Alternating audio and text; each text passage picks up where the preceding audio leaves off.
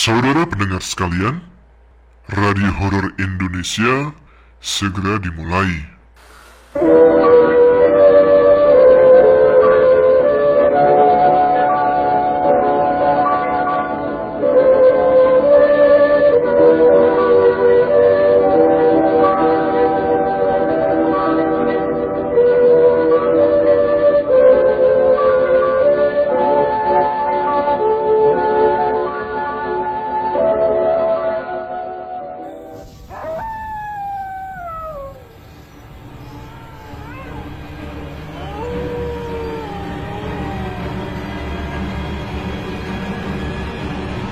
Assalamualaikum warahmatullahi wabarakatuh. Jumpa lagi dengan saya Tama, dan kali ini dalam segmen Radio Horor Indonesia.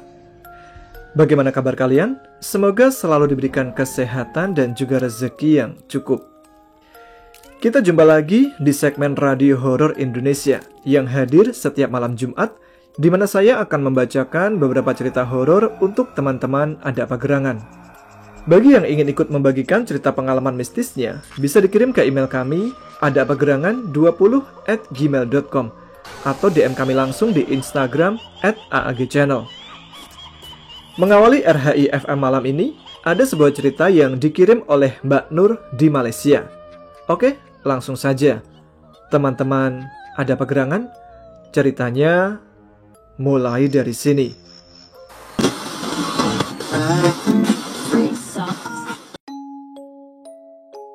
Assalamualaikum Mas Tama, perkenalkan nama saya Nur. Saya adalah salah satu subscriber Ada Apa Gerangan dan penggemar berat gitu loh. Saya selalu mengikuti konten-konten Mas Tama, dari cerita Mas Ucup, Mas Derajat dan Mbak Dita, Mas Pradika dan Mbak Lia, sampai Dana dan Cahyo. Pokoknya semua konten-konten Mas Tama saya tidak pernah ketinggalan. Sampai-sampai suami pun ikut gemar juga, padahal dia itu tidak suka berisik. Soalnya mungkin suara Mas Tama yang adem banget dan bikin candu. Saya bukan penulis, saya cuma pengen berbagi aja pengalaman saya ketika masih kecil, di mana waktu itu adik saya pernah menghilang. Waktu itu sekitar tahun 2002.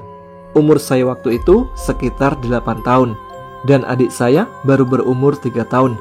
Adik saya pernah hilang selama 2 atau 3 jam kalau tidak salah. Soalnya ceritanya sudah lama juga. Saya itu waktu kecil anaknya kayak anak cowok, bandel banget. Kalau lagi main itu suka lupa sama waktu. Kadang mama suka teriak-teriak kalau memanggil saya. Saat itu saya pulang mau masuk waktu maghrib. Ketika saya pulang, mama lagi ada di dapur memasak makan malam. Sedangkan adik saya ada di depan TV sedang menonton film kartun. Bapak waktu itu kayaknya sedang di teras rumah. Ketika saya masuk ke dapur, mama bertanya kepada saya, "Adik kamu di mana?" Saya pun membalas, "Itu di luar, depan TV lagi nonton." Mama pun berkata lagi, "Kamu ini pulang-pulang kok terus makan sih? Pergi mandi dulu kek, kan bentar lagi mau pergi ngaji."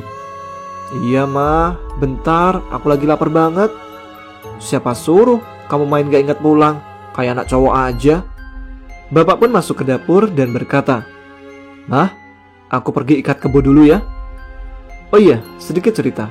Kami itu tinggal di salah satu kebun sawit yang ada di Malaysia. Bapak dan mama itu merantau ke Malaysia ketika saya masih berumur 5 tahun. Dan di tempat kami tinggal itu, kalau mengeluarkan buah sawit menggunakan kebo. Caranya ditarik menggunakan gerobak yang dibuat dari kayu, berbentuk segi 4. Adik saya itu dekat banget sama bapak. Kemanapun bapak pergi, adik selalu ikut. Walaupun ketika itu adik saya baru berusia 3 tahun. Dia itu aktif sekali. Tanpa disadari oleh kami semua, rupa-rupanya adik saya itu mengikuti bapak ke kebun sawit yang ada di belakang rumah. Sedangkan bapak sama sekali tidak menyadari.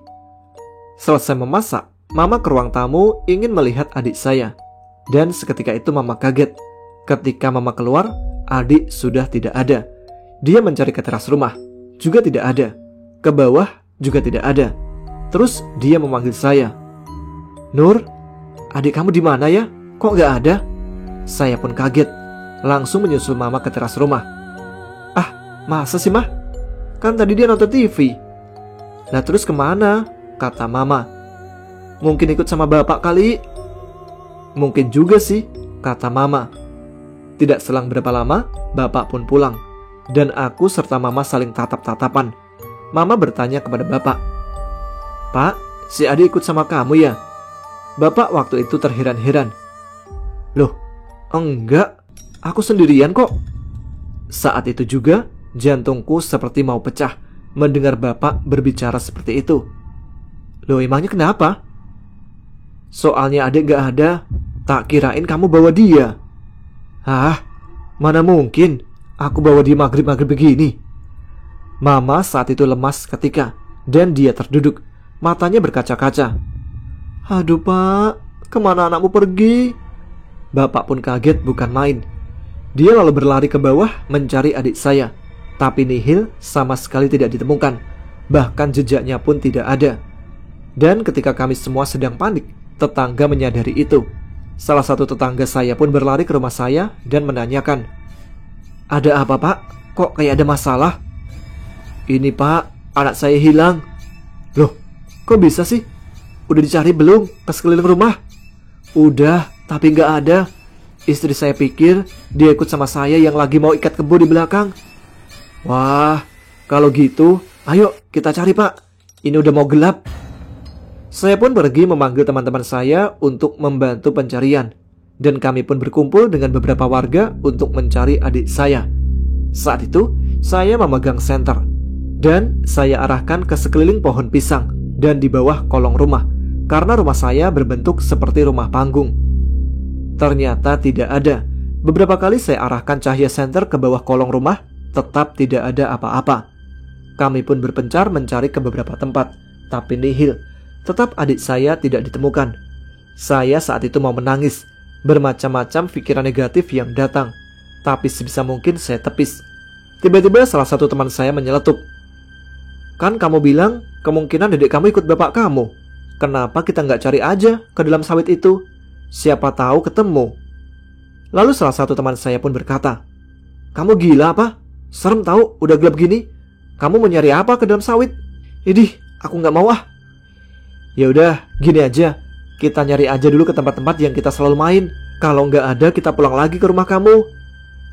Sudah mau hampir 3 jam kami melakukan pencarian, tetapi tidak ada hasilnya. Begitu juga dengan para warga. Tidak ada yang berhasil menemukan adik saya. Mama pun saat itu sudah menangis histeris, dan bapak saya sudah pasrah. Di tengah kepanikan semua orang yang sedang berkumpul, salah satu warga berkata, "Apa mungkin anak bapak diculik sama nenek kebayan ya pak?" Nenek kebayan itu adalah salah satu makhluk gaib yang menyukai anak-anak kecil. Kalau di Indonesia dipanggil wewe gombel. Bapak saya pun panik bukan main. "Terus gimana ini pak?" "Kita berdoa aja ya pak. Semoga anak bapak bisa ditemukan dengan segera." Bapak itu pun mengajak kami semua yang ada di situ berdoa memohon kepada Allah Subhanahu wa taala untuk meminta petunjuknya. Ketika kami semua sedang berdoa, saya saat itu sambil memegang senter yang masih menyala. Saya arahkan lagi pohon pisang dan berpindah ke kolong rumah. Dan seketika itu saya kaget. Saya bergumam dalam hati, "Adik, itu adik kan?" Lalu saya pun menjerit, "Adik, itu adik, ada di kolong rumah pak," kata saya ke bapak. Bapak dan mama pun terus berdiri ke tempat saya berada. Bapak dan mama pun begitu senang sekali melihat adik saya yang berada di kolong rumah sambil berjongkok, memandang datar ke arah kami semua. Bapak pun berlari menggendong adik saya saat itu juga. "Kamu dari mana saja sih nak? Bikin bapak sama mama khawatir aja." Mama pun saat itu mengambil adik saya dari gendongan bapak, memeluk erat adik saya sambil menangis. Adik saya waktu itu hanya diam saja, pandangannya kosong ke arah belakang rumah yang ada kebun sawit. "Astagfirullah, kayaknya anak bapak ketempelan. Sini saya lihat," celetuk bapak yang tadi. Saya melihat bapak itu membaca doa dan meniupkan ke segelas air yang dibawakan salah satu ibu-ibu tadi, dan meminumkannya ke adik saya, lalu menyapu sedikit ke muka adik saya. Seketika, adik saya pun langsung menangis, yang saat itu berada di pelukan mama. "Alhamdulillah," kata semua warga. Bapak saya pun berterima kasih kepada bapak yang menolong adik saya. "Terima kasih ya pak, sudah nolong saya. Dan terima kasih juga ke bapak-bapak sama ibu-ibu yang sudah bantu mencari anak saya. Dan seketika, warga pun sedikit demi sedikit berkurang. Tinggallah beberapa tetangga yang rumahnya tidak jauh dari rumah kami. Ada juga nenek saya yang waktu itu berada di samping mama sambil mengelus-elus punggung adik saya. Singkat cerita, keesokan paginya, adik demam panas selama beberapa hari. Dan ketika adik saya sudah sehat dari demamnya, mama pun bertanya kepada adik saya, "Memangnya kamu dari mana aja semalam, nak?" Adik saya pun membalas pertanyaan dari mama. "Aku itu ikut bapak, mah. Terus aku manggil-manggil bapak, tapi bapak gak denger. Terus aku ikutin bapak, tapi tiba-tiba ada nenek-nenek datang ke aku dan nanya, 'Mau kemana, nak? Kok sendiri?' Terus aku bilang, 'Aku mau ikut sama bapak. Apa nenek gak lihat bapak aku ya, nek?' 'Oh, ya sudah. Ayo nenek bantuin nyari bapak kamu.' Terus nenek itu bawa aku ke rumahnya dan diberikan beberapa buah, lalu aku makan itu. Dan setelah itu, adik saya sudah tidak ingat apa-apa lagi. Sampailah di mana saya menemukan dia berjongkok di kolong rumah. Adik saya bilang, dia itu melihat kami, melihat mama dan bapak.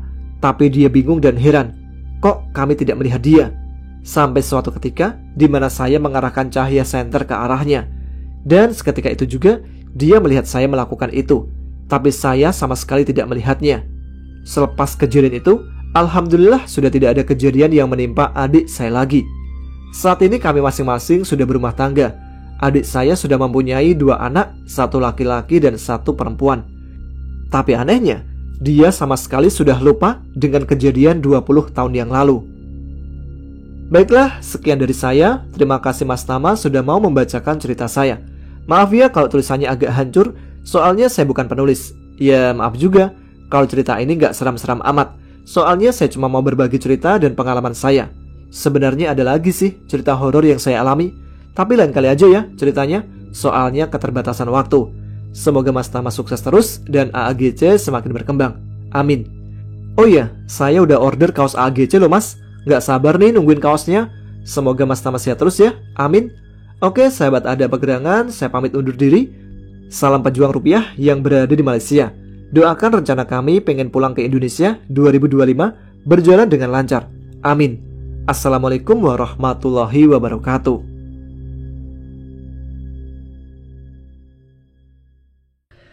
Itulah cerita kiriman dari Mbak Nur tentang nenek kebayan. Kalau di Indonesia mungkin masih asing ya nama nenek kebayan. Kalau Kang Kabayan sih ada dari Sunda. Terima kasih Mbak Nur, semoga keluarga di sana selalu diberikan kesehatan dan dilancarkan rencana mudik ke Indonesia di tahun 2025 nanti. Nah, untuk kaosnya ditunggu ya, sudah proses dicetak, nanti dikabari lagi. Kita lanjut ke cerita yang kedua. Kali ini ada cerita pendakian ke Gunung Bekel dari Alfi. Seperti apa pengalamannya? Langsung saja, teman-teman Ada Pegerangan, ceritanya mulai dari sini.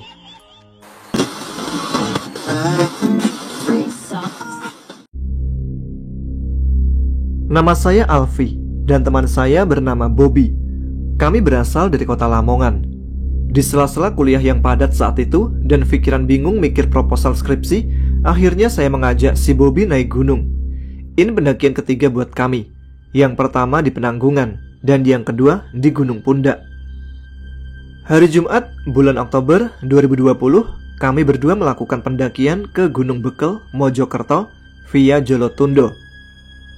Singkat cerita, kami berangkat dari Lamongan habis sholat Jumat dan sampai di base camp sekitar habis maghrib. Kami istirahat dulu, sholat dan ngopi-ngopi di area base camp.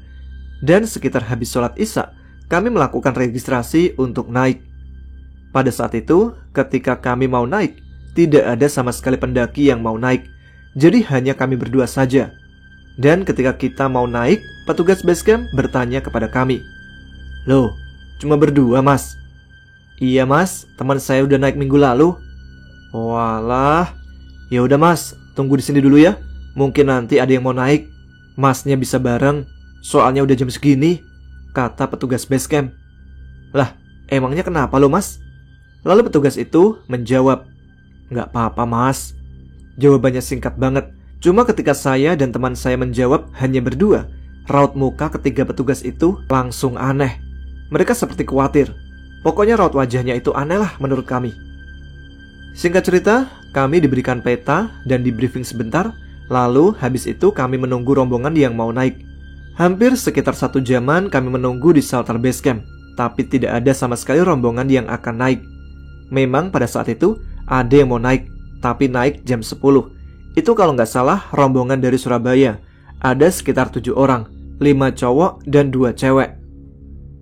Singkat cerita, kami naik pada pukul 9 kurang. Kami pamit kepada petugas base camp dan kami berdoa minta perlindungan kepada Allah Subhanahu wa Ta'ala. Setelah kami berdoa, kami pun memulai perjalanan. Awalnya sih enak-enak aja, tapi ketika kami melewati hutan-hutan yang pertama, disitulah keganjilan baru dimulai. Teman saya ada di depan dan saya di belakang. Karena kami hanya menggunakan senter 1, jadi teman saya yang membawa senter di depan dan saya menggunakan flash dari HP. Ketika kami berjalan, di belakang saya melihat dengan jelas sekali ada makhluk lain yang mengikuti di belakang saya. Bukan hanya 1, tapi banyak sekali. Ketika saya melihat hal tersebut, saya langsung minta ganti posisi. Bob, tukar posisi, aku depan, kamu belakang. Loh, kenapa mas? Kok minta di depan? Udah gak apa-apa. Akhirnya saya di depan dan selang waktu beberapa menit, tidak sampai 5 menit, Bobby capek dan minta istirahat. Mas, break mas. Kami berhenti tepat di sebuah pohon besar yang ada di sebelah kiri jalur. Dan di belakang kami merupakan hutan-hutan lebat. Tiba-tiba, dari arah belakang, kami mendengar seperti ada suara orang sedang berlari. Jelas banget. Lalu ketika disenter oleh saya, ternyata tidak ada apa-apa. Akhirnya teman saya Bobby bertanya, suara apa tadi mas? Kedengeran kan? Dengar Bob, tapi yaudah gak apa-apa. Udah, gak usah penasaran kamu. Setelah istirahat, akhirnya kami berjalan lagi. Sesekali ketika kami jalan, saya mendengar suara perempuan teriak-teriak. Jelas banget suaranya, tapi tidak terlalu keras. Saya di situ berpikir positif dan selalu mengucap sholawat terus dalam hati. Di perjalanan antara base camp sampai ke pos 1, di sana bau dupa masih menyengat sekali. Dan ketika kami melewati pohon besar yang kedua, saya melihat ada sosok putih sedang berdiri di bawah pohon tersebut. Lalu saya cuma menunduk di setiap perjalanan. Karena semakin saya memandang ke arah depan atau kanan kiri, sosok apapun terlihat semua. Setelah itu saya merasa berat sekali, kayak ada beban lebih di pundak saya. Padahal di tas hanya ada air mineral 6 botol. Berat banget, sampai-sampai setiap 10 meter saya minta istirahat. Itu terjadi sekitar 8 kali, atau berapa kali, saya lupa. Pokoknya sering banget istirahatnya. Sampai akhirnya saya pun tumbang. Perut saya mual, kepala sakit banget. Sampai teman saya itu mau membawakan tas saya. Tak bawain sekalian ya mas, tasnya? Udah gak apa-apa Bob, aku istirahat aja dulu di sini, kataku pada Bobby. Lalu saya pun dipijit oleh teman saya itu. Sampai saya tidur di situ sekitar setengah jaman. Singkat cerita, saya terbangun dan lanjut perjalanan lagi. Udah Bob, yuk lanjut. Kami berjalan terus sampai di warung gubuk. Warung tutup pada saat itu, karena buka hanya ketika malam minggu sama siang hari. Di sana ada tempat camp, tapi kami tidak ngecamp di situ. Ketika kami melewati gubuk tersebut, Bobby mengucapkan salam. Assalamualaikum. Kamu itu apa-apaan sih Bob? Ucapku. Gak apa-apa mas, saut Bobby. Di situ saya merasa janggal. Akhirnya kami pun sampai di pos 1 Candi Bayi. Kami bertemu rombongan pendaki dari Sidoarjo. Mereka ada 5 orang, 1 cewek, 4 cowok. Sebenarnya rombongan ini ada 8 orang, tapi yang 3 turun karena katanya sakit. Kami melewatinya sambil saling sapa, dan di situ saya memberikan mereka rokok. Kami istirahat sambil membuat kopi dan mie instan tepat di atas Candi Bayi. Di sana ada tanah lapang. Kami pun istirahat di sana lumayan lama, sekitar 2 jaman. Setelah itu kami jalan lagi sampai kami melewati candi-candi dan bertemu pendaki-pendaki lain yang sudah pada istirahat di sekitar candi di tempat yang telah disediakan. Perjalanan normal, tidak ada halangan apapun. Sampai kami di puncak sekitar jam 3 kurang 10 menit. Di puncak sepi banget, hanya ada 2 tenda di sana, termasuk tenda saya. Kami mendirikan tenda, setelah itu membuat makanan, kopi, dan merokok. Teman saya bertanya di sela-sela santai tersebut, "Kamu kenapa, Mas? Tadi kok awal-awal lemas banget?" Kemudian di situ saya pun menceritakan semuanya. "Jadi gini, Bob, kamu paham kan aku orangnya gimana? Aku itu kan gak bisaan sama hal semacam itu. Alasan kenapa kok aku minta posisi depan, padahal awalnya aku di belakang, itu pas tepat di belakangku ada makhluk halus yang ngikutin. Dia tepat di belakangku. Terus pas kamu minta istirahat itu, yang ada suara orang berlari, tepat di belakang kita itu emang ada orang lari, Bob. Tapi itu bukan manusia. Sampai saya minta istirahat, yang aku mual kepalaku sakit itu, ya karena badanku udah gak kuat, Bob. Rasanya kayak ada makhluk lain yang pengen masuk ke tubuhku. Cuman tak tahan terus. Maka dari itu, pas kita jalan, aku selalu nunduk terus. Karena banyak makhluk yang kelihatan di mataku, Bob. Lah tadi kenapa kamu pas lewat warung kok ngucapin salam? Padahal gak ada apa-apa? Gimana?" Bobby berganti bercerita. "Aku tadi lihat ada orang laki-laki duduk bersila sama rokokan, Mas. Makanya aku ngucapin salam. Tapi setelah itu, orangnya ngilang, Mas." Yaudah, Bob. Emang gunung ini tempatnya bangsa begituan. Selagi kita nggak punya niatan jelek dan ganggu mereka, insya Allah nggak bakal diganggu kok. Bismillah aja. Itu semua hanya untuk menguji kita. Udah, aku ngantuk. Yuk tidur. Singkat cerita, kami tidur dan sekitar jam 4 saya terbangun karena ada rombongan yang datang. Ternyata rombongan dari Sidoarjo dan Surabaya. Saya pun keluar dan menyapa mereka semua. Pagi tiba, kami masak dan lain-lain. Dan sekitar jam 10 siang, kami persiapan untuk turun. Karena di atas juga kabut pada saat itu. Setengah 11 kami turun melewati tanjakan Mantan yang curam. Ketika di percabangan jalan antara jalur Gunung Bekel dan Penanggungan, di situ ada suara perempuan teriak kayak terjatuh dari tebing. Jelas banget. Kami berdua mendengarkan, dan kami mencoba memanggilnya. "Mbak, Mbak." Tapi tidak ada jawaban sama sekali, dan kami pun lanjut turun. Setelah sekian lama berjalan menyusuri jalan, kami saling sapa dengan pendaki-pendaki yang mau naik. Pada saat itu, lebih banyak pendaki yang naik daripada yang turun, karena mungkin sudah masuk hari Sabtu. Singkat cerita, kami pun sampai di pos perizinan.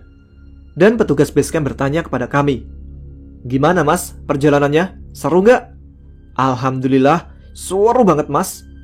Setelah itu kami pamit pulang kepada penjaga perizinan dan tidak lupa kami membersihkan badan di musola area basecamp. 2 hari setelah saya sampai di rumah, saya ngopi bareng bersama teman saya yang naik gunung duluan. Dan di situ, dia juga bercerita bahwa dia dan rombongannya juga dikejutkan dengan suara kayak orang jatuh dan dipanggil-panggil gak ada. Tambahan cerita, Mas, sebenarnya saya juga tidak mau menceritakan hal ini. Jadi sudah kami diskusikan dengan teman saya, alangkah baiknya saya menceritakan semua agar lebih jelas dan enak. Jadi, ketika saya tumbang dan tertidur itu, saya merasa nyaman banget di tempat itu. Rasanya adem dan nyaman, seolah-olah tempat tersebut seperti rumah sendiri. Dan saya ketika tidur itu terasa lama banget. Padahal kata teman saya tidur hanya setengah jam. Tapi saya merasa sangat lama. Dan di dalam tidur, saya seolah-olah melihat banyak sosok yang melintas di sekitar saya. Seperti nyata, tapi itu dalam mimpi. Dan sampai saat ini, saya dan teman-teman saya masih belum menemukan masalahnya kenapa. Dan teman saya sampai diteror seperti itu dalam perjalanan naik maupun turun. Kami padahal setiap perjalanan juga selalu jaga sikap maupun omongan. Tapi anehnya, kok selalu ada teror. Dimanapun tetap terapkan sifat unggah-ungguh, ngajeni sesama manusia dan bangsa lain. Karena bagaimanapun, mereka tetap ciptaan Allah Subhanahu wa Ta'ala. Dan dimanapun, kapanpun, keadaan apapun, sertakan Tuhanmu.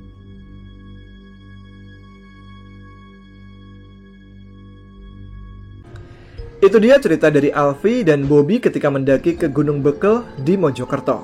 Oke, sebelum kita lanjut ke cerita berikutnya, seperti biasa, saatnya comment session, di mana saya akan membacakan komentar-komentar yang sudah kalian kirimkan ke Instagram kami @aagchannel untuk dibacakan di RHIFM malam ini. Jadi yang pertama, ada komentar dari Aldo 22225. Kebanyakan duanya. Assalamualaikum. Waalaikumsalam. Eksis dong. Untuk empunya channel yang katanya bernama Tama, betul. Cerita horor Derajat udah lama nggak ada ya. Padahal lumayan seru sih si Derajat cerita-ceritanya. Lalu yang kedua, cerita-ceritanya jangan terlalu banyak bersambungnya dong, saran aja. Siap Mas Aldo. Jadi cerita Mas Derajat kemarin emang udah sempat emang ditarik ya. Karena mempertimbangkan lebih banyak apa namanya istilahnya dorurotnya lah daripada manfaatnya. Dan saya pikir juga sosok Mas Derajat yang asli belum mau muncul ke permukaan. Jadi lebih baik daripada dimanfaatkan oleh orang lain untuk ngaku-ngaku atau apa, ya udahlah, lebih baik kita tarik aja ceritanya. Nah, untuk cerita-cerita yang terlalu banyak bersambungnya, atas saran dari teman-teman juga udah kita pisah Mas Aldo. Jadi kita sekarang ada apa gerangan 2 dan di situ khusus cerita-cerita bersambung. Jadi untuk yang tidak suka cerita bersambung bisa menyimak di ada apa gerangan.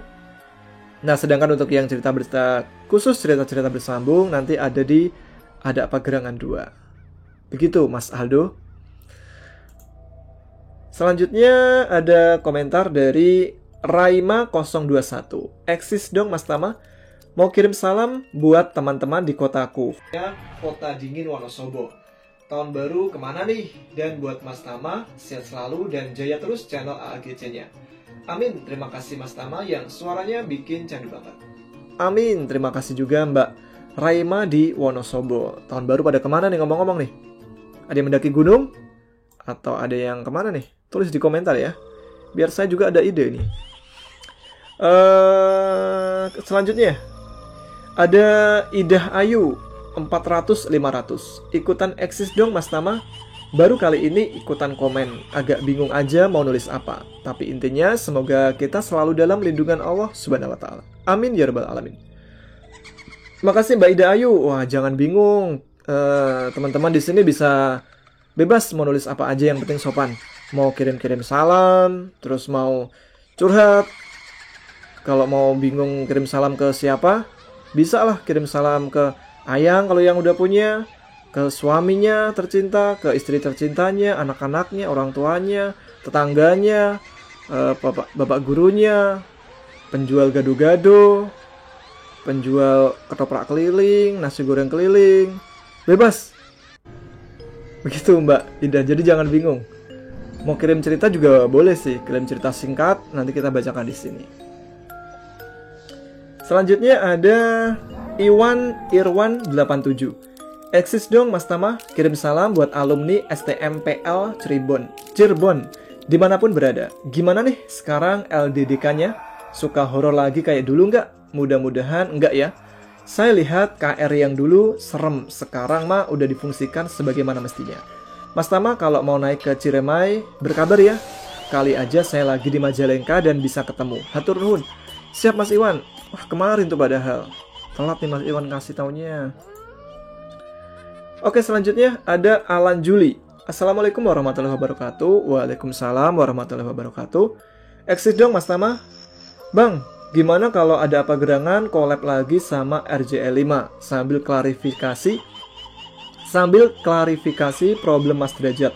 Datangin langsung Mas Derajat yang asli di RJL5. Sehat selalu Bang Tama, semoga makin maju dan berkembang terus channelnya. Amin. Terima kasih Mas Alan Juli. Oh iya, mudah-mudahan ya kedepannya kita bisa collab lagi dengan RJL5, seru tuh. Kemarin sih sebenarnya di bulan Desember ini kita diundang ke RJL5. Di sana kan memperingati ulang tahun RJ5 yang ke berapa ya? Ke 100 tahun kalau tidak salah. Nah, ada juga Bang Ubi di sana. Nantikan, cuman karena berbenturan kesibukan ya, kesibukan, sok sibuk. Pokoknya kita berbenturan apa sih? Jadwal lah gitu. Jadi saya belum bisa ke sana. Lain kali lah kita silaturahmi ke RJ5 ya.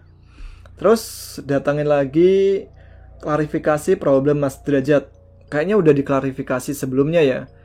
Oh teman-teman, jangan langsung mudah percaya kepada oknum-oknum yang mengatasnamakan tokoh-tokoh yang ada di Ada Apa Gerangan. Selanjutnya ada Eka Nandayani. Bener kan? Eka Handayani meren. Iya, eksis dong. Assalamualaikum, waalaikumsalam Bang Tama. Bang Tama dan tim, besok hari ibu, jadi ingat sama mama yang udah hampir 20 tahun gak ketemu. Lama juga ya. Udah dapat 1 anak itu, udah kalau cewek udah gadis perawan waktu gak ketemunya. Mau ngucapin Happy Mother's Day buat semua ibu di dunia ini. Tetap semangat dan salam waras. Semoga masih kebagian giliran dibacain. Sekarang yang komen banyak banget. Ya, kapan nih Bang cerita Om orang lagi? Siap, terima kasih Mbak Eka Handayani. Selamat Hari Ibu juga buat ibu saya di rumah dan ibu-ibu sekalian yang dimanapun kalian berada. Terus apalagi ini tadi? Semoga kebagian giliran dibaca. Iya Mbak, sekarang pokoknya semangat terus kirim komennya. Jadi kalau mungkin nggak kebagian dibaca hari ini, mungkin episode berikutnya ya. Oke, gitu aja. Nah, bagi teman-teman yang juga ingin pesannya dibacakan, bisa komen di salah satu postingan di Instagram AAG Channel sebelum RHI FM tayang. Jadi kunjungi akun Instagramnya, jangan lupa follow juga ya. Oke, cerita selanjutnya ada cerita kiriman dari Rizky Hermawan dari channel Menembus Hijab. Langsung saja ceritanya mulai dari sini.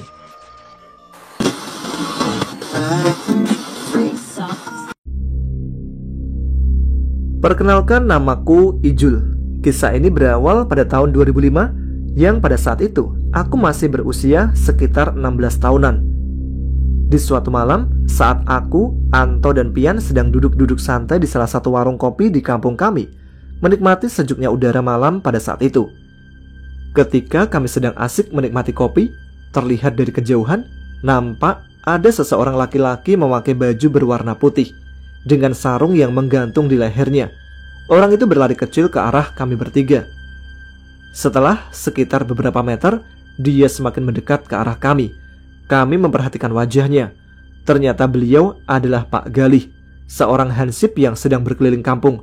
Dan itu memang rutinitas Pak Galih setiap malamnya. Ketika dia sampai tepat berada di depan kami, mulutnya mengoceh seakan sedang memarahi sesuatu. Dasar setan, gak tahu apa, orang lagi jagain kampung, masih aja digangguin. Aku pun memberanikan diri untuk bertanya kepada Pak Galih. Pak Galih, kenapa Pak? Dasar setan, iseng banget. Gua lagi kentongin tiang listrik. Tiba-tiba gue dengar ada suara anak ayam dari atas kepala gua. Pas gua senter ke atas tiang listrik, ternyata ada kuntilanak lagi duduk sambil oncang-oncang kaki. Gila, seumur-umur baru kali ini gua diliatin sama yang begituan.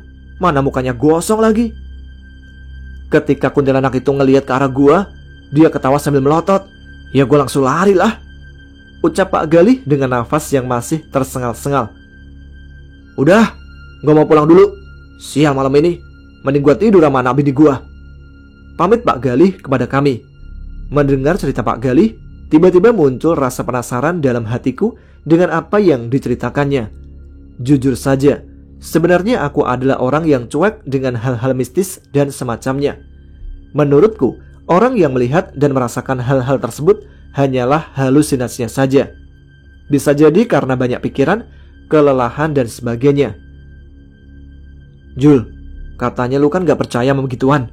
Ayo, gue buktiin sama lu kalau hal-hal mistis itu memang gak ada, ucap Pian kepadaku. Belum selesai Pian berbicara, Anto pun langsung menyela pembicaraan Pian. Iya Jul, katanya lu kan gak percaya sama setan. Lu berani gak nanti malam Jumat lu gua ajak ke rumah kosong yang kata orang-orang rumah itu terkenal angker? Kalau lu berani, kita main jelangkung di sana, ucap Anto dengan nada menantangku. Untuk membuktikan apa yang dikatakan orang lain tentang hal mistis. Akhirnya aku pun mengiyakan ajakan Anto dan Pian untuk melakukan permainan jelangkung tersebut. Memang pada tahun-tahun itu banyak anak-anak seusia kami yang kadang memainkan boneka jelangkung untuk memanggil arwah-arwah penasaran, yang nantinya arwah penasaran itu merasuki boneka jelangkung yang dimainkannya. Sampai pada waktunya pun tiba. Aku dan kedua temanku, Anto dan Pian, kami bertiga sepakat untuk membuktikan kebenaran hal tersebut. Kami sepakat agar ritual itu kami lakukan di sebuah rumah kosong yang terkenal keangkerannya. Rumah tersebut berada di sebuah desa yang terletak di Jawa Barat. Yang konon, menurut sebagian orang, 20 tahun yang lalu, rumah itu adalah rumah yang dulunya ditempati oleh satu keluarga yang tiba-tiba menghilang entah kemana. Mereka tiba-tiba menghilang seperti ditelan bumi, dengan meninggalkan semua barang-barang yang masih utuh di rumahnya. Orang-orang tidak ada yang berani mengambil satupun barang dari rumah angker itu, karena isunya, satu keluarga pemilik rumah angker itu adalah pelaku pesugihan. Menurut informasi yang kami dengar, banyak warga yang melihat penampakan-penampakan dari rumah tersebut. Makhluk penghuni rumah angker itu seringkali menunjukkan eksistensinya. Berwujud wanita dengan wajah pucat, memakai baju putih, sedang duduk di atap rumah, menangis dan meminta tolong. Sekitar pukul 11 malam, kami bertiga menuju ke lokasi tersebut dengan menggunakan sepeda motor. Jarak dari rumah kami menuju rumah kosong itu tidak begitu jauh, hanya sekitar 3 km saja. Sesampainya di rumah tersebut, memang suasana rumah tak berpenghuni itu bisa membuat siapa saja yang datang ke tempat itu akan merasakan hawa yang entah aku sendiri juga tidak bisa menjelaskannya. Yang jelas, setelah kami mulai memasuki gerbang yang nampak berkarat dimakan usia itu, aku mulai merasakan hal yang tidak enak. Posisi rumah angker itu berada di tempat yang lumayan sepi, memang agak jauh dari pemukiman penduduk. Di depan rumah itu terdapat kebun singkong yang lumayan luas. Dan yang membuat suasana rumah itu semakin seram, tidak jauh berada di samping rumah itu terdapat pohon bambu yang cukup lebat. Langkah kami tertuju ke pintu utama rumah tersebut. Terdapat ilalang yang tumbuh liar di depan rumah itu. Benar-benar rumah yang tidak terjamah manusia sama sekali. Kemudian Anto membuka pintu rumah itu, dan setelah pintu itu terbuka, kami hanya saling pandang ketika melihat penampakan rumah yang besar namun kondisinya lembab. Bau, sudah banyak pohon-pohon kecil yang sudah tumbuh di tembok rumah tersebut. Setelah masuk ke rumah itu, segera kami bertiga mencari ruangan yang kelihatan paling angker.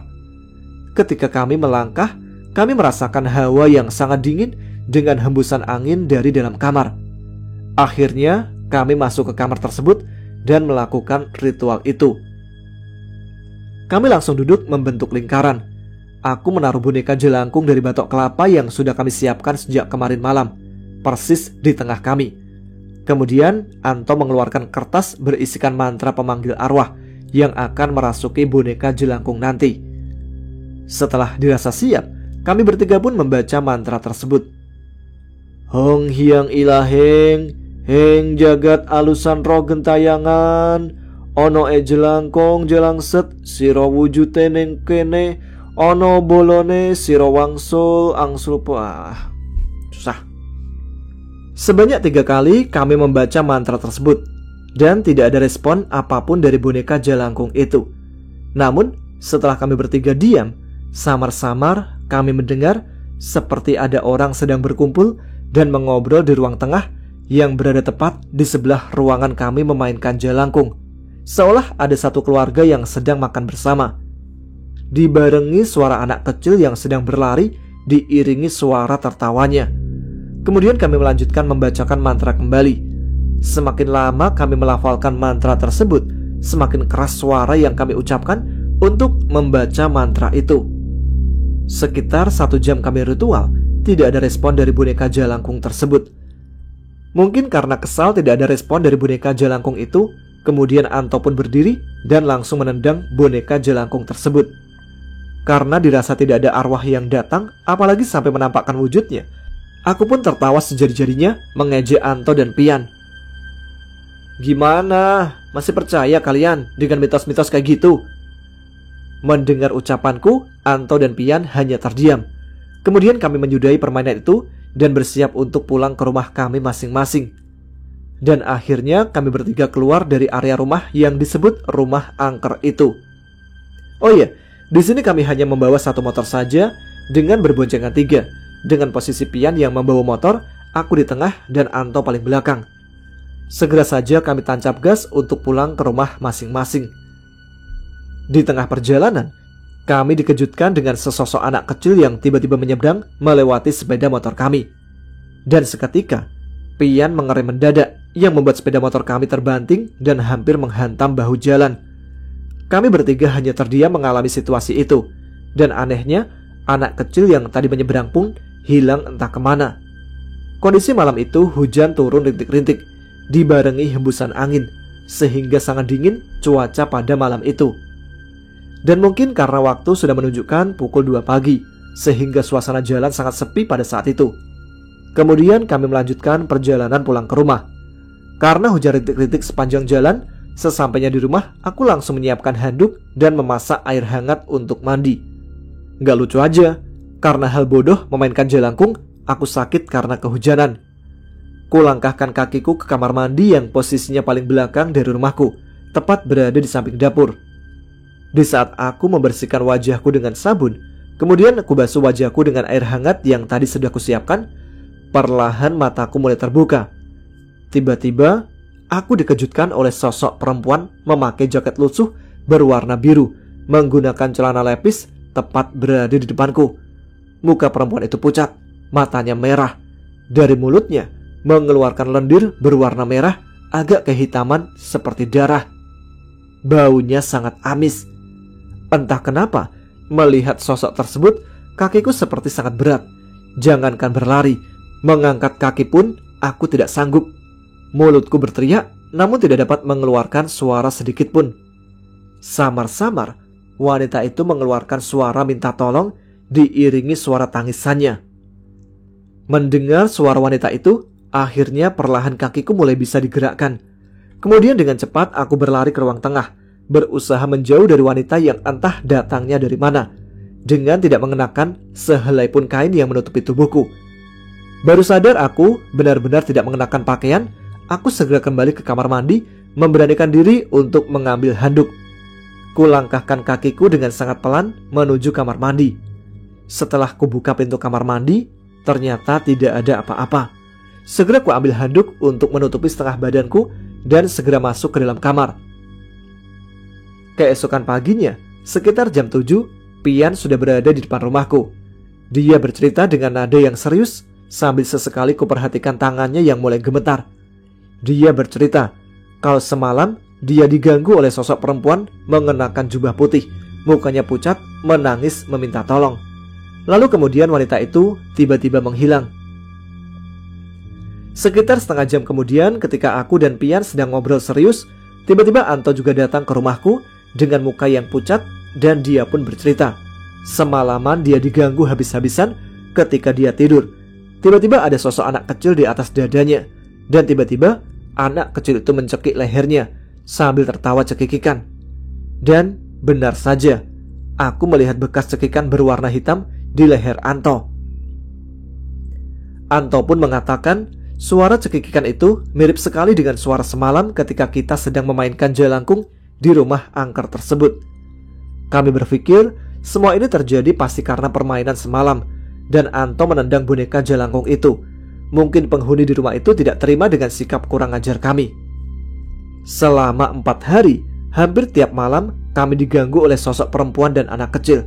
Bahkan di malam keempat, gangguan itu lebih mengerikan. Ketika aku sedang makan di meja makan, tiba-tiba adikku melompat tepat berada di atas meja dan berkata dengan suara yang mengerikan, "Ambil boneka kalian. Kalau tidak, kalian akan mati." Lalu adikku tertawa sejadi-jadinya. Mendengar teriakan adikku, bapak dan ibuku berlari menghampiriku dan memegang tangan dan kaki adikku. Bapakku memerintahkan aku untuk segera memanggil Ustadz Taufik. Aku pun bergegas ke rumah Ustadz Taufik. Ya, Ustadz Taufik adalah salah satu ustadz yang berada di kampung kami. Singkat cerita, setelah Ustadz Taufik membaca doa dan menyipratkan air ke tubuh adikku, seketika adikku pun tersadar. Aku tidak mengerti apa yang dikatakan adikku ketika dia kesurupan, karena dia tiba-tiba memakai bahasa Jawa yang fasih, padahal aku tahu dia tidak bisa berbahasa Jawa sedikit pun. Keesokan paginya kami bertiga berkumpul, membicarakan jalan keluar agar terbebas dari gangguan makhluk yang terus-menerus meneror kami. Di sela-sela obrolan kami, tiba-tiba Anto berkata kalau dia punya paman yang mengerti dengan hal-hal gaib seperti ini. Mendengar hal itu, segera saja kami bertiga ke rumah pamannya Anto. Bisa dibilang, beliau adalah seorang paranormal. Kami pun berniat agar pamannya Anto dapat membantu kami atau mengusir makhluk yang terus menghantui kami bertiga. Sebut saja Paman Agus. Kami memanggil pamannya Anto itu. Sesampainya kami bertiga di rumah Paman Agus, kami bercerita tentang permainan jalangkung yang kami mainkan di rumah angker itu. Sampai kami diganggu oleh sosok yang sebelumnya kami belum pernah mengalami hal seperti itu. Dan dugaan kami benar. Paman Agus memberitahu kami, semua ini terjadi karena boneka jalangkung yang ditendang oleh Anto. Paman Agus pun mengatakan, "Kalian harus segera mengambil boneka jalangkung itu. Kalau tidak, kalian akan terus diganggu mereka. Bisa saja sukma kalian akan dibawa oleh mereka, atau kalian bisa gila, bahkan mati." Mendengar ucapan dari Paman Agus, kami bertiga bergetar dan hampir mau menangis. Kemudian kami segera izin pamit untuk segera kembali ke rumah kosong itu untuk mengambil kembali boneka jalangkung yang ditendang Anto. Sesampainya di rumah angker itu, kami langsung mencari di kamar tempat kami bermain jelangkung. Namun, boneka itu tidak ada di kamar tersebut, hingga kami pun berpencar untuk mencarinya. Tetapi anehnya, setelah kami mencari ke seluruh ruangan, boneka tersebut tidak ada. Bahkan kami mencari sampai belakang rumahnya. Kami bertiga menyerah dan berniat untuk pulang ke rumah dan melanjutkan pencarian keesokan harinya. Ketika pukul 9 malam, Anto menelponku dengan suara yang bergetar ketakutan. "Jul, lu ke rumah gue sekarang, cepetan." Mendengar suara Anto yang begitu gemetar, akhirnya aku pun bergegas ke rumah Anto. Aku takut terjadi apa-apa kepadanya. Sesampainya di rumah Anto, ternyata Pian sudah berada di rumahnya. Dan yang membuatku terkejut dan bergetar seluruh tubuhku seperti tersambar petir di siang bolong. Anto keluar dari kamarnya sambil membawa boneka jelangkung tersebut. Ya, itu adalah boneka yang 5 hari lalu kami mainkan untuk ritual di rumah kosong tersebut. Tapi kok ada sama Anto? Ucapku dalam hati. Kemudian Anto berjalan menghampiri kami dan bercerita. Ketika dia sedang menonton TV, dia mendengar suara benda-benda berjatuhan dari arah kamarnya dan suara rintihan meminta tolong. Anto pun mengecek ke kamarnya, dan ketika Anto masuk ke kamar, Anto dikejutkan ada sosok anak kecil bermuka pucat dengan kelopak mata yang hitam melompat-lompat di atas lemari. Dan ketika anak kecil itu melihat ke arah Anto, dia melompat ke bawah, tepat di samping kasur. Segera Anto menghampiri ke tempat anak kecil itu menjatuhkan dirinya. Anto benar-benar terkejut melihat sesuatu hal yang tidak masuk akal. Anak kecil itu berubah menjadi boneka jalangkung. Pada malam itu juga, kami bertiga dengan menggunakan sepeda motor segera menuju rumah Paman Agus.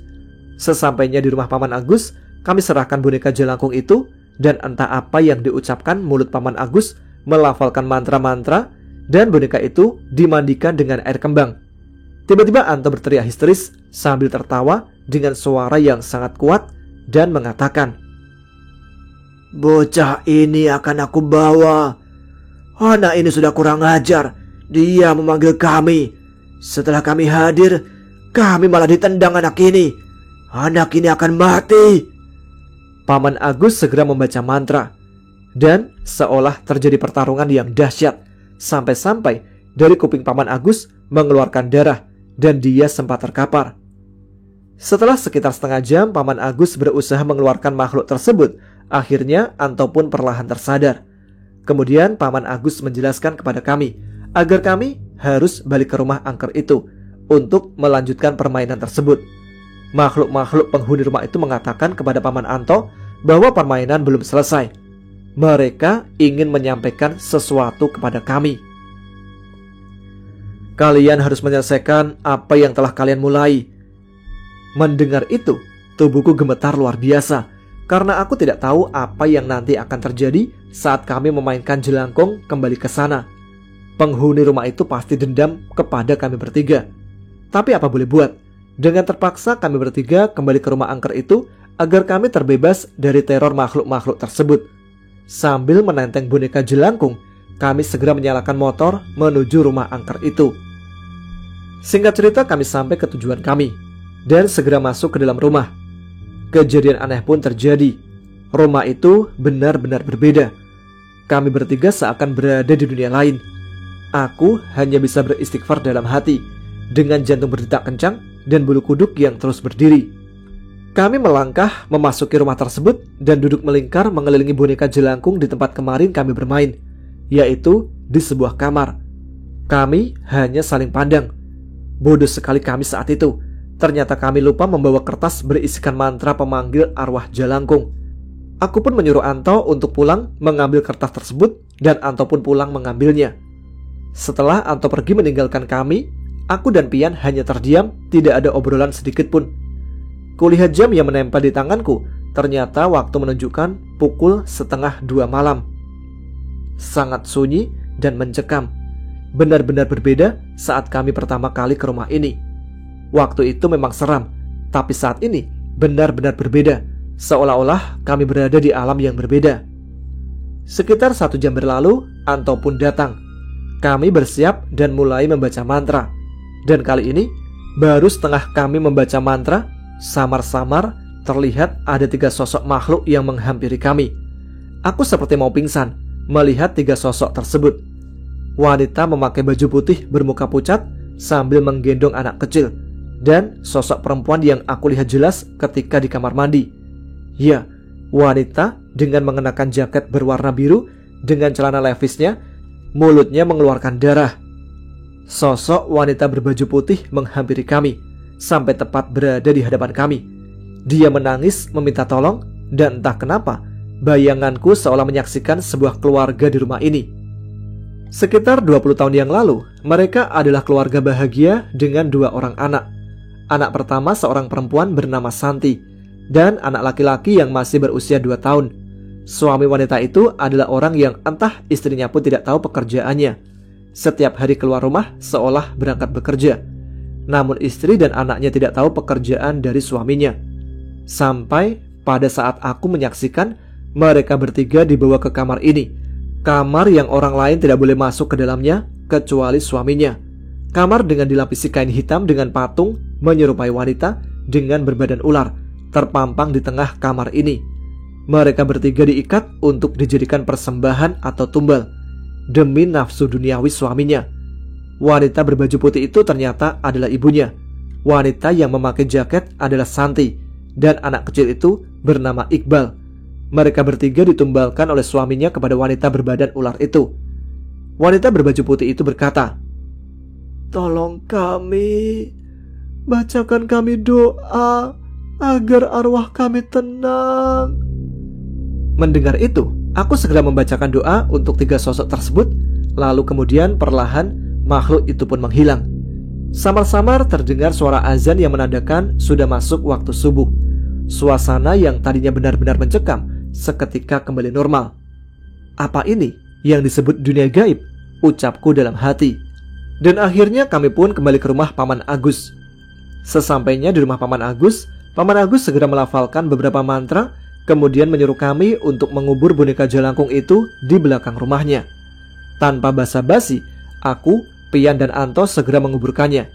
Dan setelah kami menguburkan boneka itu, tiba-tiba keluar sosok anak kecil dari boneka jelangkung itu. Makhluk itu berlari dan hilang entah kemana.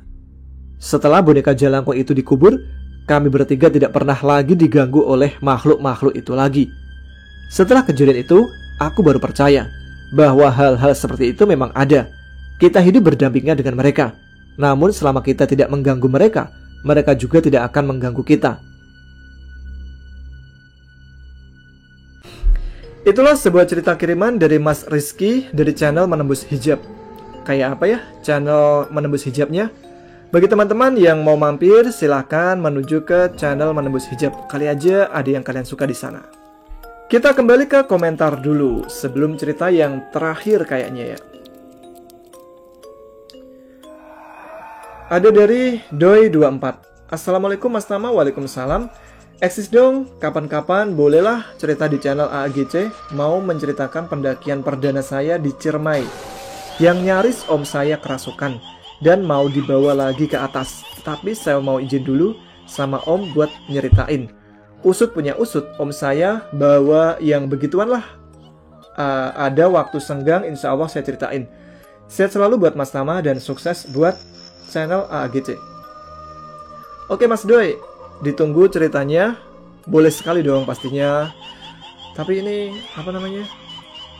mau kerasukan dan mau dibawa lagi, malah jadi kayak ngerjain ya, udah sampai di bawah dinaikin ke atas lagi. Pasti seru nih.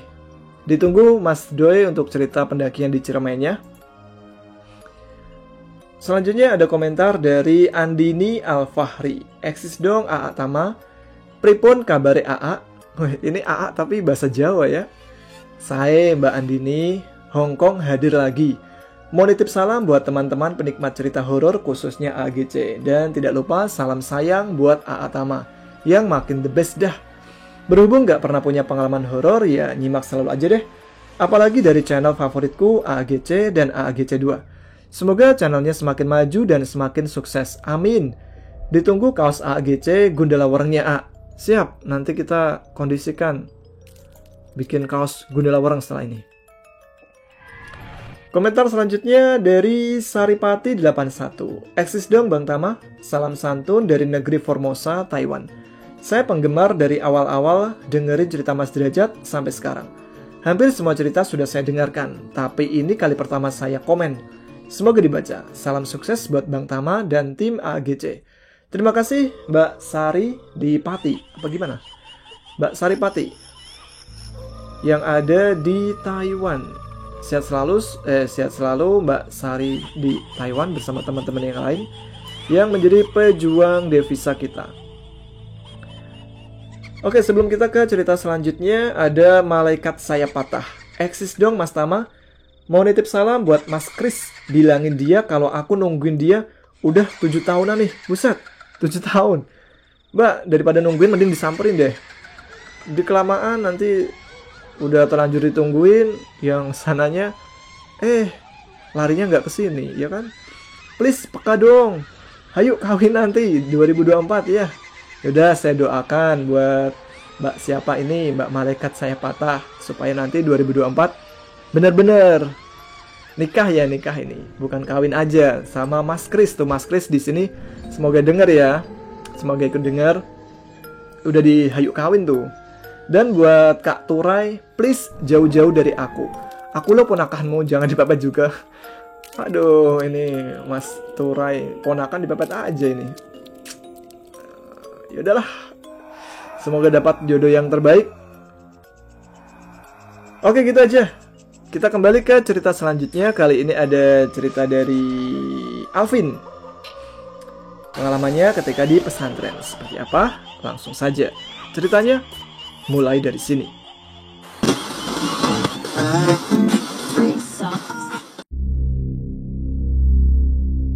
Assalamualaikum Mas Tama dan semua sahabat pecinta Ada Apa Gerangan. Saya Alvin. Saya asli dari Kebumen, Jawa Tengah. Mau berbagi cerita tentang pengalaman nyata saya sewaktu masih berada di pesantren sekitar tahun 2010 yang lalu. Ya, udah lumayan lama sih. Tapi baru kali ini saya kisahkan melalui tulisan, karena saya ingin menyalurkan kisah saya kepada channel tercinta ini. Di tahun 2010, sewaktu saya masih sekitar usia 17 tahun, saya dipondokkan di sebuah pesantren di Jawa Timur. Sebut saja pesantrennya bernama Darul Ghanam. Kita plesetkan ya. Letaknya di pinggir sungai dan pekarangan luas yang sepi dari penduduk. Lokasinya agak masuk ke dalam, seperti hutan begitu. Pokoknya sepi banget. Mana lampu nggak begitu banyak. Kebanyakan masih mempertahankan memakai damar semacam lilin atau petromak. Entah rahasianya apa. Begitu juga obat nyamuk. Di pondok itu hampir semua memakai dupa seperti obat nyamuk dan pengharum ruangan. Sedangkan di sisi lain, dupa juga mempunyai sejarah yang kental terkait hubungannya dengan dunia gaib. Sebagai santri baru, saya tentu tidak tahu menahu tentang tempat pesantren tersebut. Meskipun sebelum mondok sudah diceritakan oleh saudara yang sudah selesai mondok dari sana selama 5 tahun. Tentang kisahnya yang banyak banget, apalagi kejadian horor sewaktu dia di pondok. Tapi waktu itu saya biasa saja karena belum merasakan sendiri, dan saya itu tipe orang yang gak gampang percaya dan tertarik dengan hal mistis begituan. Awal mondok, saya langsung dihantarkan oleh pengurus pondok mencari kamar dan langsung ditempatkan sendirian di kamar pojok yang agak luas. Kenapa kok sendiri? Karena saya ditawari mau bareng sama yang lain atau misah di kamar sendiri. Ya, akhirnya saya pun milih yang sendiri aja, biar lebih enak, pikirku. Awalnya saya senang karena kamarku sendirian dan luas, mana dekat sama sumur, jadi agak strategis. Ketika pertama kali dibukakan pintu, terlihat kamar gak ada lampunya dan penuh dengan sarang laba-laba, seperti lama tidak berpenghuni. Tapi saya tidak pikir aneh-aneh dan enjoy aja. Setelah resmi mendapatkan kamar, langsung saya ditemani pengurus senior membersihkan tempat itu dan memasang lampu sekaligus. Ketika sudah selesai, semua pengurus pamitan mau kembali ke kantor dan berpesan kepada saya. Le, sekarang ini kamarmu di pondok dan saya pesan rawat dengan baik ya. Oh ya, ada yang penting lagi. Di sini ada 2 lemari, yang satu buat kamu, yang satunya lagi jangan dibuka ya.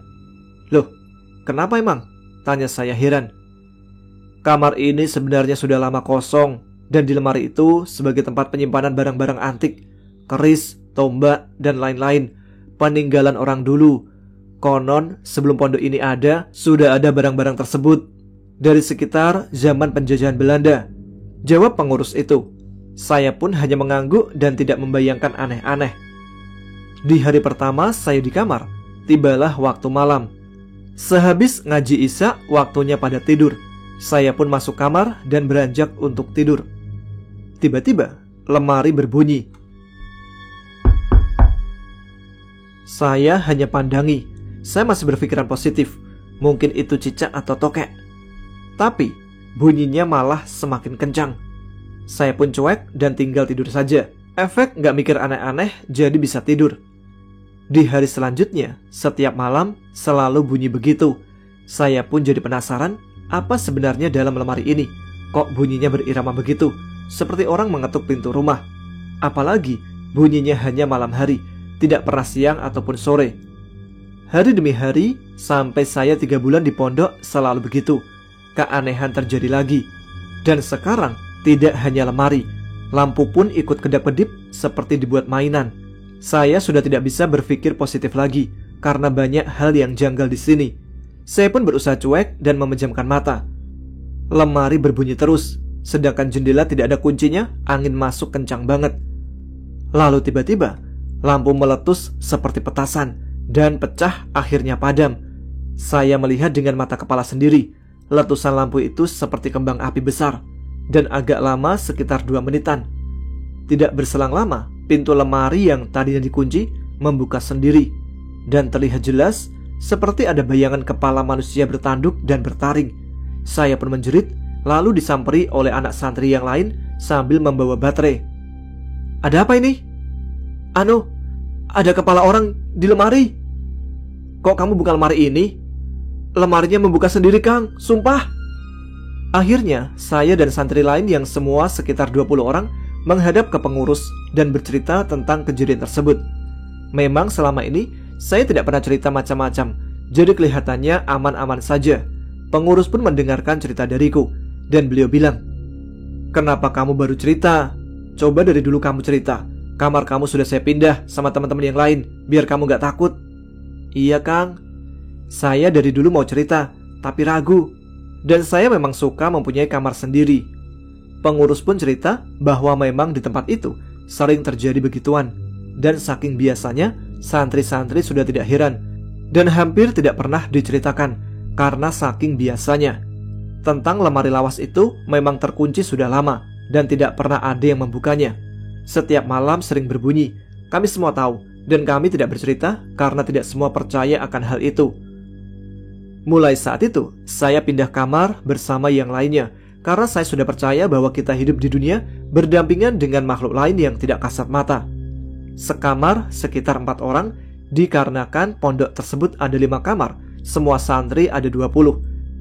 Setelah pindah kamar, hal-hal yang mistis sering kita jumpai, tapi saya juga udah mulai terbiasa dan gak takut lagi, karena mungkin bareng-bareng yang lain, dan ketularan mentalnya. Setiap malam sering mendengar orang menangis, padahal tidak ada wanita yang menangis, tapi kami mengabaikan dan menganggap biasa saja. Pada malam sebelum liburan, kami sekamar berempat bermimpi yang sama. Dimimpikan seorang wanita menyuruh saya kembali lagi ke kamar pojok itu. Siangnya, kami bercerita dan semua sama mimpinya. Akhirnya kami berempat sowan ke Pak Kiai dengan didampingi pengurus minta doa dan sarannya. Akhirnya Pak Kiai menyarankan untuk tidak menuruti perintah setan begituan. Pokoknya mulai sekarang kamar pojok itu kita buat mujahadah, istighosah, doa bersama supaya tidak diganggu lagi. Akhirnya kamar itu diremehkan terus untuk zikir, sholawatan, dan istighosah bersama pengurus dan semua santri. Alhamdulillah aman dan tidak ada gangguan lagi. Hanya saja saya takut dan masih kepikiran kenapa hanya saya yang disuruh balik ke kamar pojok itu. Saya pun bertanya kepada Pak Kiai, dan beliau bilang, gak usah takut.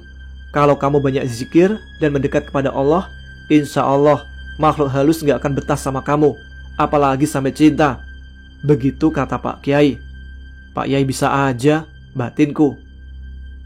Oke, saya pikir ceritanya begitu saja. Saya akhiri sampai di sini dulu ya Bang Tama. Sebenarnya ada banyak cerita, itu pun saya singkat-singkat. Salam horor untuk semua. Wassalamualaikum warahmatullahi wabarakatuh.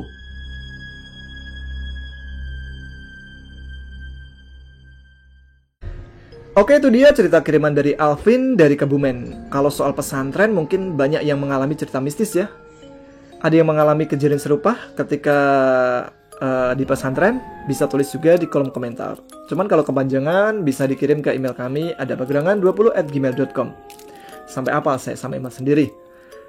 Nah, kita balik lagi ke segmen comment session sebelum kita akhiri radio horor malam ini. Komentar kali ini ada dari Pistol 1077. Assalamualaikum Bang Tama. Waalaikumsalam. Mau titip salam buat keluarga di Mojokerto. Sampaikan salam saya. Maaf belum bisa pulang. Terima kasih Bang Tama. Semoga rezekinya Bang Tama lancar dan diberi kesehatan. Amin. Kemudian ada dari Muhammad Yusuf 2289. Eksis dong Mas Tama. Mau kirim salam nih buat anak-anak Bonjer di Bogor Barat. Semoga sehat selalu. Bonjer tuh singkatan dari apa? Kebun jeruk gitu ya. Selanjutnya ada Imyam Sky. Eksis dong Bang Tama. Assalamualaikum. Waalaikumsalam. Ini saya Aisila Sky, istri orang Gunung Cikuray via Pemancar, Garut. Dan saya sendiri dari kaki Gunung Slamet, Pemalang. Wah, ini perkawinan antar kaki gunung, lumayan jauh. Tapi belum pernah muncak. Makasih Bang Tama atas cerita-ceritanya, terutama yang bersambung. Mengingatkan masa kecil dulu ketika mendengarkan Sandiwara Radio. Ya ada tuh, kalau yang tahu dari Kuningan dulu ada Mang Jaya. Ada yang tahu? Teknik penceritaannya keren abis. Salam buat teman-teman di Texas 16 atau pecinta alam saat STM. Dan Kelo Metal, pecinta alam saat kuliah. Sehat dan semangat terus untuk Bang Tama. Amin. Terima kasih Mbak Aisila Sky. Salam untuk suaminya di mana? Di Cikuray. Selanjutnya ada Yuli Winer. Assalamualaikum. Waalaikumsalam. Eksis dong Mas Tama. Kali ini Yuli dari Bali ada di Batu. Bismillah. AG Channel selalu paling terdepan. Nitip salam buat anak-anakku yang tidak satu kegemaran dengan mamanya, alias anti horor. Wah, ini rebutan HP nih. Enggak ya.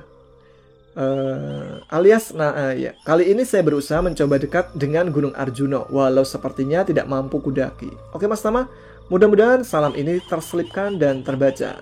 Terima kasih Mbak Yuli Winer. Alhamdulillah salamnya terbaca dan tersampaikan. Ya mungkin anak-anaknya kurang suka dengan cerita horor ya. Kan takut juga Mbak. Selanjutnya ada Santi Permatasari. Eksis dong Mas Tama, cuman mau ngucapin salam selamat malam Jumat dan semoga pada sehat ya. Ya Mas Tama, saya kan mau ngirim cerita anak wak saya yang pernah hampir jadi tumbal pesugihan. Tapi belum lengkap nih ceritanya, dikarenakan saudara sayanya lagi sibuk. Insya Allah secepatnya. Ya Mas, saya juga banyak nih cerita-cerita yang pendek-pendek, tapi entar deh kalau udah waktunya pas dan banyak. Kalau udah waktunya pas dan banyak. Siap Mbak Santi Permatasari, ditunggu ceritanya. Masih ada aja ya cerita pesugihan, masih banyak emang ya. Emang sih tak pernah kita kehabisan stok cerita pesugihan. Selanjutnya ada Bang Des. Ikutan eksis Mas Tama. Gua Des dan Bani si Bon Jovi KW. Salam buat pecinta AG Channel. Belibet. AG Channel aja. Oh iya, hati-hati, sekarang lagi musim sakit nih di Bogor. Siap Mas Del. Jadi Bang Del ini kemarin sudah kirim cerita ya. Ada 2 malah. tapi belum kita garap. Kita tunggu saja tayang di AAG Channel. Selanjutnya ada Andrea Nirvana. Eksis dong, makin kesini ceritanya makin horor banget. Sampai ke bawah suasana. Sukses selalu buat Mas Tama dan AAGC. Salam dari Kudus, Mas Roar. Salam juga warga Kudus. Salam buat teman-teman di Kudus ya. Kota Kretek. Assalamualaikum, selamat pagi, siang, malam, sore. Ikut eksis dong Mas Tama. Waalaikumsalam, belum dijawab. Pengen kirim-kirim salam untuk keluarga di Subang, Jawa Barat. Semoga sehat selalu. Untuk bapak yang lagi sakit, semoga cepat seperti sedia kala. Amin ya rabbal alamin. Untuk warung bontot, babe, semoga laris manis Tanjung Kimpul dan dipermudah rezekinya ya. Dan yang sedang kesusahan, semoga dimudahkan jalannya. Yang kehilangan di tahun ini, semoga mendapat yang lebih baik. Untuk yang kehilangan selamanya, Al-Fatihah untuk semuanya. Terima kasih Mas Tama, sehat selalu dan lancar jaya. Amin. Benar, untuk teman-teman di sini yang sedang sakit atau sedang mengalami musibah, semoga diberikan kesabaran dan diganti dengan yang lebih baik. Untuk yang kehilangan anggota keluarganya juga semoga amal ibadahnya dan dosa-dosanya diampuni dan mendapat tempat yang baik di sisinya. Komentar selanjutnya dari, susah ini. Uwin KTH 4. Kalau dibaca, Uwin susah, nggak bisa dibaca. Eksis dong, selamat malam Lord Tama. Lord Tama. Saya jadi setara sama Lord Rangga ini. Ini suatu kebanggaan atau gimana? Saya harus bangga atau gimana? Saya pendengar lama yang tidak pernah nongol di komentar channel YouTube. Ingin memberi sedikit referensi cerita, yaitu 1. Balung Kukang karya Deva Horor. 2. Pelet Jirpati karya O Haneul. Itu semua tweet Twitter. Yang ketiga, Di Mana Langit Dipijak, di situ gaib dijunjung. Cerita trilogi dari Duda Tamfan 88. Kaskus. Ini cerita lumayan panjang. Terima kasih. Semoga aspirasi kami rakyat AAGC didengar Lord Tama dan tim. Siap, Mas Win. Kita nanti cek dulu ceritanya ya. Nah, kalau cerita panjang nanti kita tayang di AAGC 2. Tunggu saja ceritanya seperti apa. Selanjutnya dari Rizky 017. Assalamualaikum, eksis dong Bang Tama. Ikutan dong, saya Rofi di Jogja. Ikut aja mas. Saya pecandu suara dan cerita dari Bang Tama. Saya berprofesi sebagai ojek online. Beberapa waktu lalu saya dapat orderan penumpang dengan nama Cahyo. Perawakannya kayak anak pesantren pakai sarung. Tapi muka sama gaya bicaranya agak nggak eksentrik banget, agak nyeleneh gitu. Iseng kutanya rumahnya, dia jawab dari Klaten. Langsung makjelb dada saya. Tanya lagi kerjaannya apa, katanya kerja di pabrik gula. Wah, bisa pas banget ya. Juga di Klaten, semoga penasaran semakin penasaran. Tapi mau tanya lebih banyak, sayang ngantornya deket. Keburu sampai ke tujuan. Saya nggak tahu, tapi apakah ini Cahyo yang asli atau cuman kebetulan aja.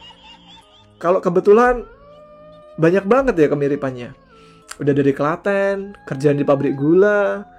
Tapi kalau Cahyo itu kan setahu saya nggak nyantri ya. Setahu saya sih, cuman nggak tahu. Ada yang tahu? Ya, udah habis. Baik, itu dia beberapa komentar yang bisa dibacakan. Semoga yang belum sempat dibacakan tidak kecewa dan terus kirim pesan. Siapa tahu minggu depan dapat giliran dibacakan. Oke? Gitu aja. Terima kasih untuk yang telah ikut meramaikan. Bagi yang ingin kirim cerita pengalaman mistisnya, bisa dikirim ke email kami adapagerangan20@gmail.com atau ke Instagram kami langsung, bisa langsung DM di AAG Channel. Sekian Radio Horor Indonesia kali ini. Jumpa lagi di RHI FM malam Jumat depan kalau tidak ada halangan. Terima kasih untuk teman-teman yang telah menyimak episode kali ini. Saya Tama pamit. Jangan lupa untuk subscribe, tulis komentar, tunjukkan eksistensi kalian. Selamat malam, selamat beristirahat. Wassalamualaikum warahmatullahi wabarakatuh.